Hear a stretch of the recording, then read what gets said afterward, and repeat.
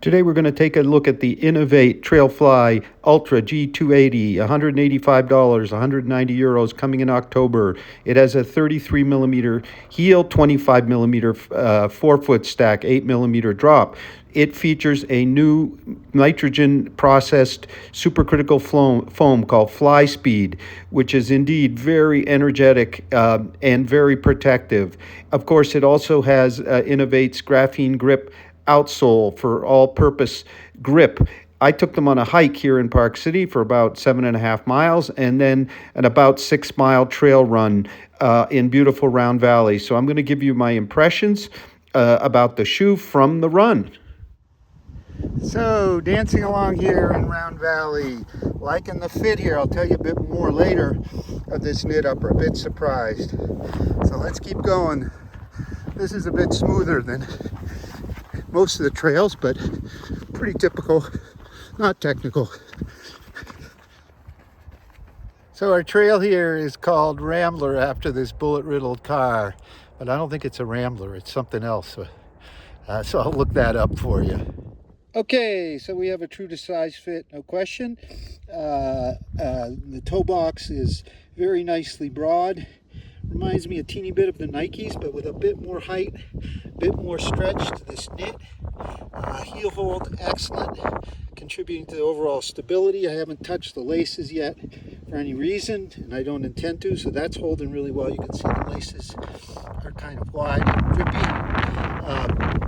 In terms of midfoot hold, I was a bit worried given the knit, but so far so good. I'm going to go into the downhills, but you can see it has that 3D raised pattern, which is what provides the stability. So just a few quick thoughts about the ride. Very springy, very energetic. The adapter flex under the midfoot kind of kicks you off the heel, and then the outsole, show you another picture, provides kind of a wide, somewhat flexible platform. It feels more flexible than it actually is. The flex is in the front, but allows you to really push off. Very energetic. The foam, just superb here. It reminds me a lot of the DNA Loft V3, also nitrogen infused in the Brooks Caldera, but here on a much more agile, lighter platform. The supercritical foam is just soft enough, not too soft, not overly soft, say as Energy Surge is in Solomon, or overly firm as the DNA Flash is in the Brooks Catamount, and it just returns a lot of energy without kind of squishing out the sides, so it's really directed. Very nice, very forgiving. The Park City skyline, the Wasatch Crest there, looking towards the base of Park City Mountain. Down in there you see the shiny, and the peak over there is over on Deer Valley.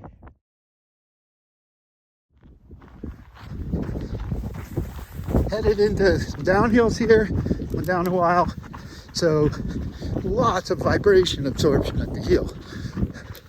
Very steady return, springy, forefoot, very well cushioned with very decent protection, and you can feel the shoe conforming to the terrain, that graphene grip, metatarsal arrangement. So really solid up the downhill.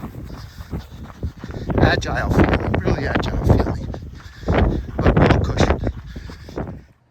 Okay, done with the run, about 5.8 miles, 9.5 kilometers or so, with 580 feet of climbing, about 180 meters of climbing on smooth Utah single track, and a bit of this kind of road base. So here's what I'm concluding here. First, a few more comments about the upper. There is quite a bit of midfoot room here. I thought maybe it was a bit loose, but I think the binding here kind of keeps the top nice and snug enough. You can see the tongue is moderately padded. I adjusted once, but generally the lace hold here is really good. The tongue is attached. You're hard to see, but it's attached here, so that'll help keep the debris out. Collars moderately well padded, And let's now take a look at the sock liner. It's not the boomerang, the TPU beads we're used to in some of the Inov-8, but you've got plenty of rebounding cushion here, so it's not needed. So that looks like they've used an EVA sock liner, which saves some weight. Perfectly adequate, but if you've got a boomerang, you could always try it for maybe real cush. And the heel hold is really, really good. So you get kind of a top hold. So what does that mean, all that front room and kind of space through here? The knit holds you in real well. Well, it means you have a spacious toe box with lots of room for splay for the ultra kind of purposes that Inov-8 is talking about here. Now, the FlySpeed midsole foam, with that supercritical nitrogen infused foam, is really, really good. It's got this kind of springy bounce that isn't overly soft. Seems to absorb vibration really well. Another thing I noticed is the adapter flex groove, smaller than the G300, sort of initiates you to the front of the shoe and the toe off. I'll show you where it flexes. See, it isn't super flexible, but it flexes more or less at that adapter flex. I think they'll start to flex more, but I didn't really notice. It sort of almost creates a plate-like feel, even though there's no plate here. You can see the very front, though, has nice flex for climbing. Really notice that. They climb really well. As far as the graphene grip, well, there's no wet here. There probably won't be much for a while here in the high desert, but it gripped the gravel and the rocks, a few rocks along the way, really well. I like what they've done here, which is the trademark metatarsal following flex of your Inov-8s. They kind of patterned that. The outsole after that, you can really feel that sort of a ground conforming but very directed flow over the ground. I think it's about the best feeling midsole I've experienced all year. There's no plate here, so it's easier to flow. It's energetic, not overly soft. The midsole foam doesn't kind of squish out and create some instabilities, which I sometimes feel with Solomon's Energy Surge, particularly in that Genesis I just reviewed. Is it super max cushion like a Speed Goat? No, but it feels quite similar to the Tecton X from Hoka, but without a plate. I think the foam might be quite similar, but it's not quite as firm. It's a little more kind of easygoing in the front, though I sure like the propulsion of the carbon plate. So how am I seeing our TrailFly Ultra G G280? Well, an all-around really solid trail shoe. It's Inov-8's kind of first focused ultra shoe. I don't think you could say the G300 with its heavier weight and kind of bigger stack was such a shoe. I think it's going to be a really popular shoe and one of the best of the year, kind of all-around trail shoes. So it's $185, 190 euros. It goes on sale in October. Pre-order now.